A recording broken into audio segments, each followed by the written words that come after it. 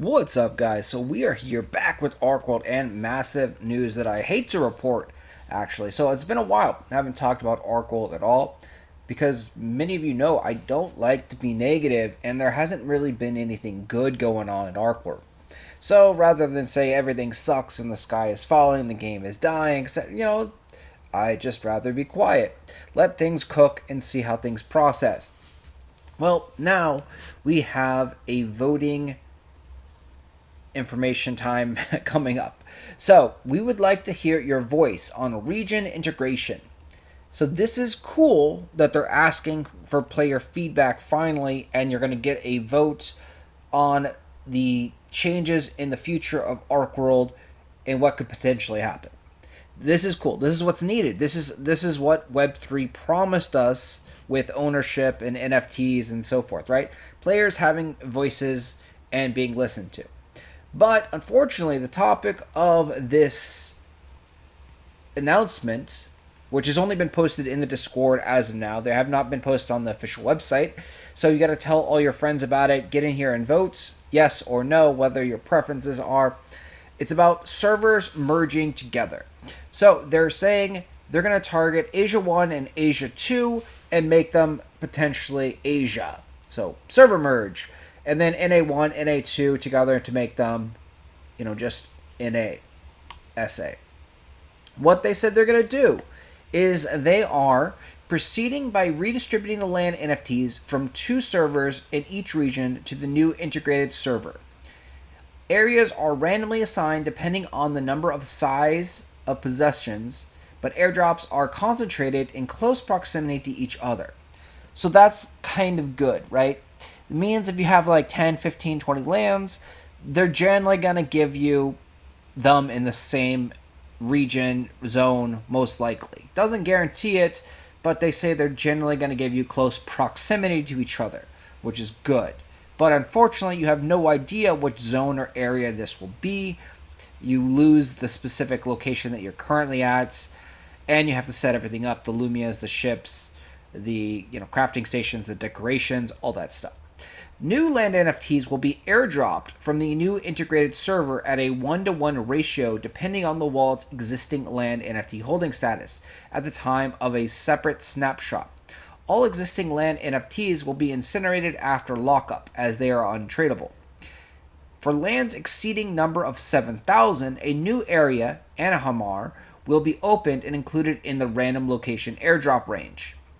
Land NFT on Asia Server 1 will be airdropped by changing from Clay chain to Polygon chain.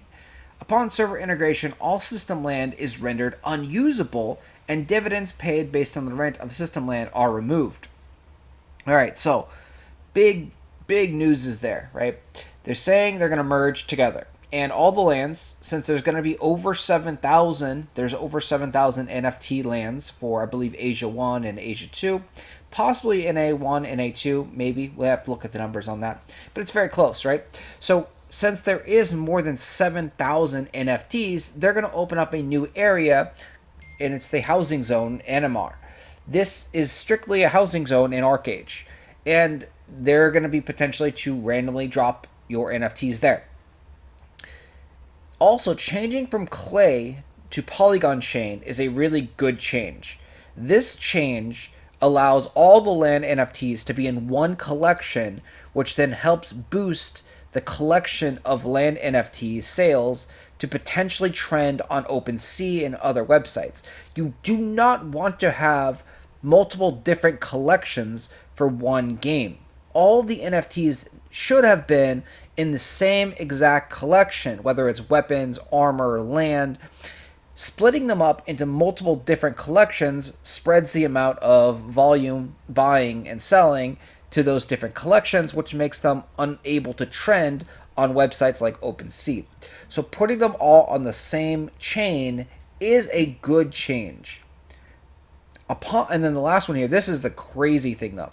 Upon server integration, all system land is rendered unusable, and dividends paid based on rent system land are removed. What this reads to me, and I haven't got confirmation yet from the team, but they've seen the question, they haven't answered it, and the question was, does this mean that all of the XL Games' own lands are gone now and there's no more dividends.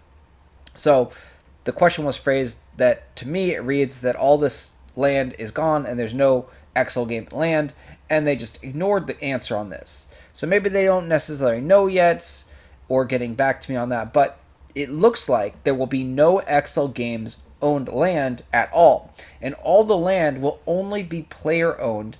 And in order to rent a land in game, you must rent it from someone who owns the land. There will be no XL Games lands. There's also no dividends, which makes sense because if there's no XL Games owned land, you can't get dividends. That's a terrible change for landowners, that there's no dividends. The fact that there's no XL Games land could be a good thing for landowners, but it also makes it incredibly difficult for a new player to jump into the game with the current system and start playing, because the game is designed where you play the game, you have to have a house to make red Archeum and to get blue Archeum and to progress your character, also labor. If you don't have access to a house, you cannot rent a house because they've all been bought up by players and being used or rented by other players, etc. How can you progress in the game? It's simply almost impossible at that point. That's why they had XL Game owned land originally. And that's why they had a restriction of you could only own one. And then they upped the restriction to 3 because there was not that many players renting them.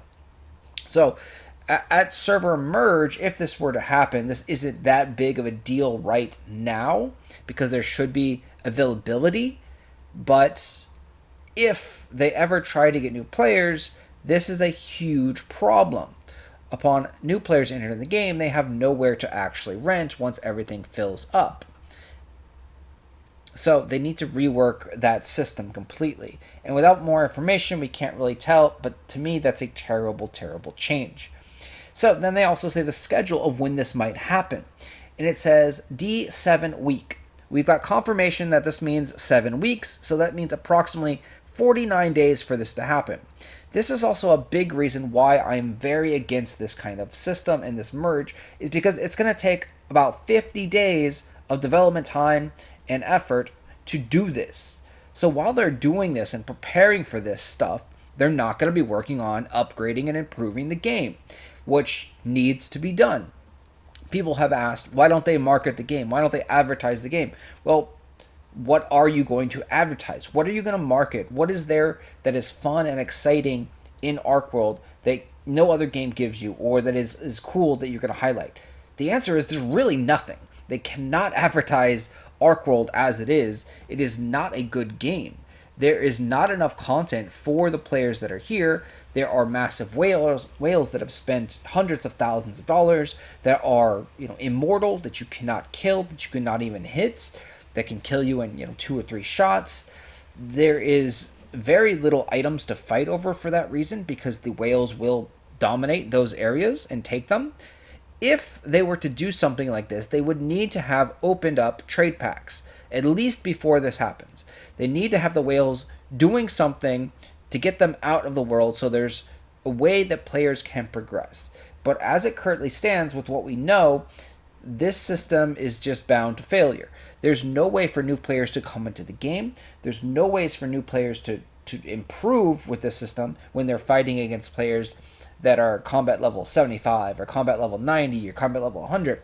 If you can't hit them, can't kill them, there's no way that you can progress your character, because you're not going to be gaining any resources. The resources are all locked by these stronger players that have correctly improved and geared up their characters to make themselves stronger.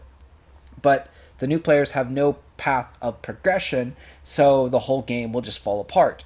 We've also seen this recently with the Asia 2 community very angrily complain about Coinmaster, who transferred over about a month or so ago, maybe 2 months now, to Asia 2 to dominate the server.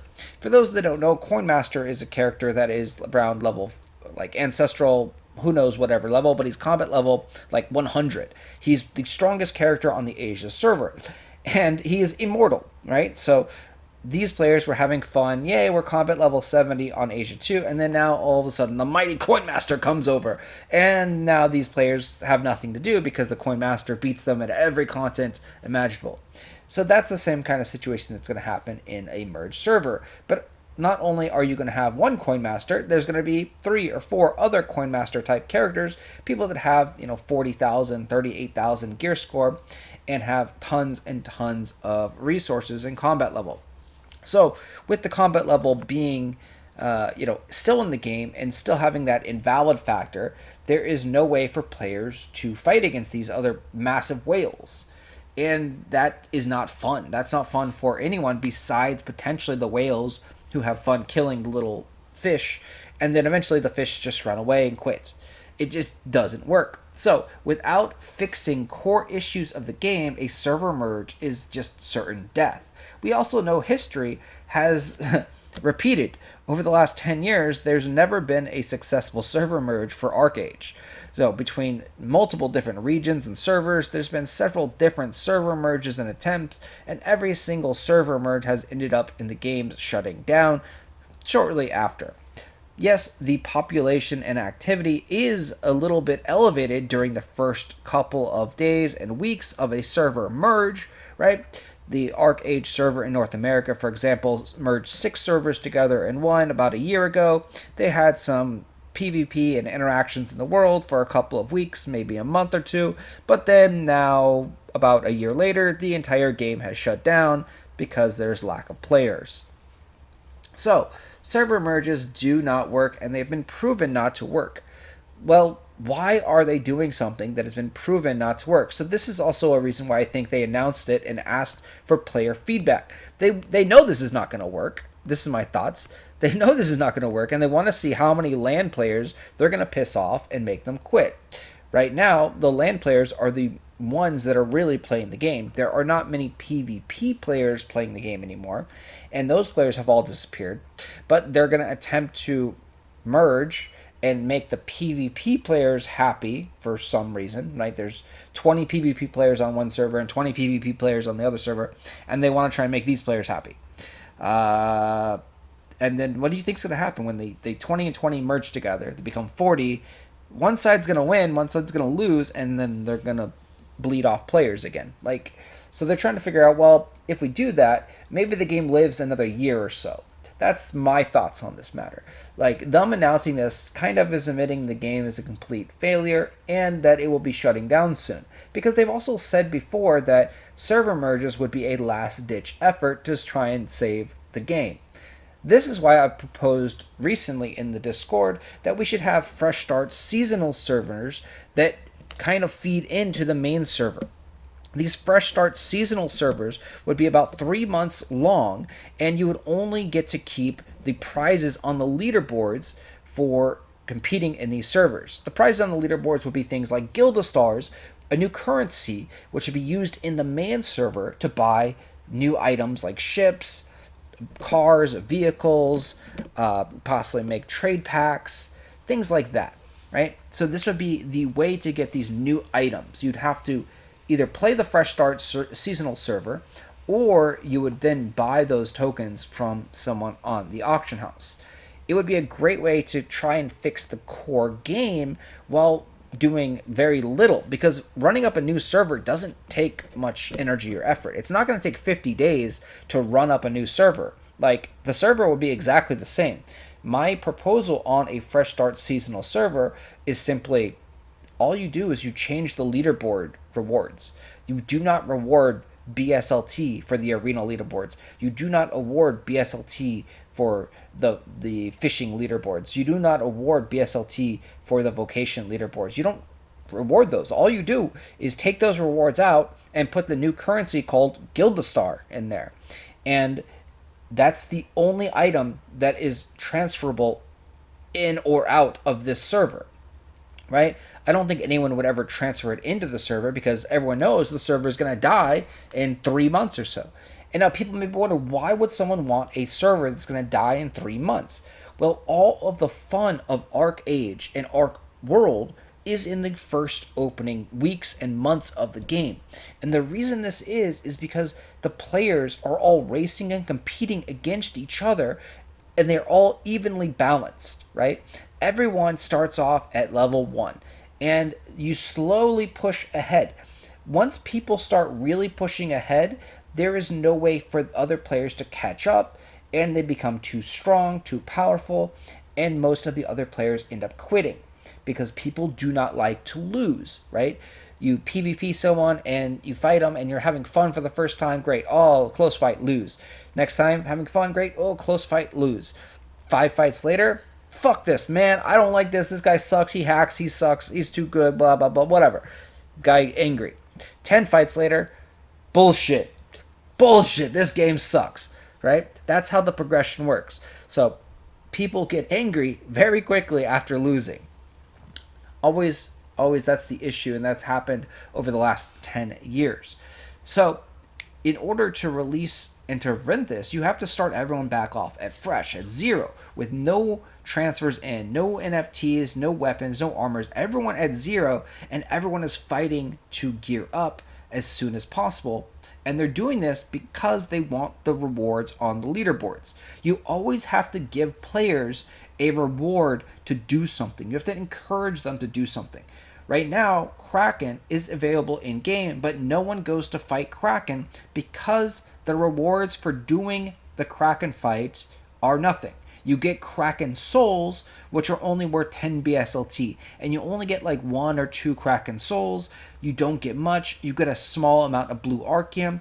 So there's no incentive to go fight the Kraken besides, hey, it's fun. Well, guess what? It's actually not fun losing. Once again, we talked about this. Losing over and over again is not fun. Kraken is actually a very, very difficult fight, which requires around 50 or so players to fight the Kraken, all doing their own job with multiple boats, cannons, etc. So different items that are consumed. And every time you lose, you're losing resources, and again, you're not having fun. So after they try a couple times, they stop doing it again because like, hey, this sucks, I don't want to do it. Same thing happens, right? They've devalued the Kraken loot because the Kraken loot comes out of these cash shop boxes. The cash shop boxes need to stop for Kraken to ever be attempted again. If the cash shop boxes are continuously giving out Kraken loot, no one will ever attempt the Kraken. The Kraken loot needs to be more valuable, and it needs to be used in multiple different crafting recipes. Burned, right? That's what a crafting recipe does. It burns the items to create something new and unique. So all this stuff needs to happen for the game to recover. But that's going to take time and energy. They have to get approval and figure out what to do, what crafting recipes. Like, they have to figure these things out, create new monsters or create new zones. They have zones, but they're changing everything from Arcade, right? So they have to do these things. To buy themselves time, this is why you do the fresh start server. You don't need any new items or assets at all. All you're doing is changing the leaderboard rewards into a token. Say Gilda Stars, right? This is a new currency. Very simple, very easy. The item asset is already in the game. Gilda Stars is known and, loved and hated by some from Arcade from past. Gilda Stars is simply a currency, a coin. That coin is eventually used to buy cool stuff in the main Prime Arcade or Archeworld servers, right? I've suggested that it's used to buy siege scrolls. I've suggested it's used to buy cars, vehicles, new boats, lucky scrolls for boats to improve their regrade chances, lucky scrolls for armor and weapons, things like that, right? These Gilda Stars will be used for all these new items in the shop. Of course, there could be different ways to get these items as well, but the main resource burn will be Gilda Stars. You also can use Gilda Stars in a trade pack and then have that trade pack be turned in after they've crossed the world for a massive BSLT reward. Like, there's tons of different ways that you can do this, and it doesn't require a ton of work, right? The work can all slowly be done after 3, 4, 5, 6 months, and then once the server has reached that 3-month endpoint, kaboom, everything blows up, the rewards are given out on the leaderboard, and you simply start up a new server. Other players have also simply suggested that this server could be like a test server for any new ideas that they may want to test before putting on the live server.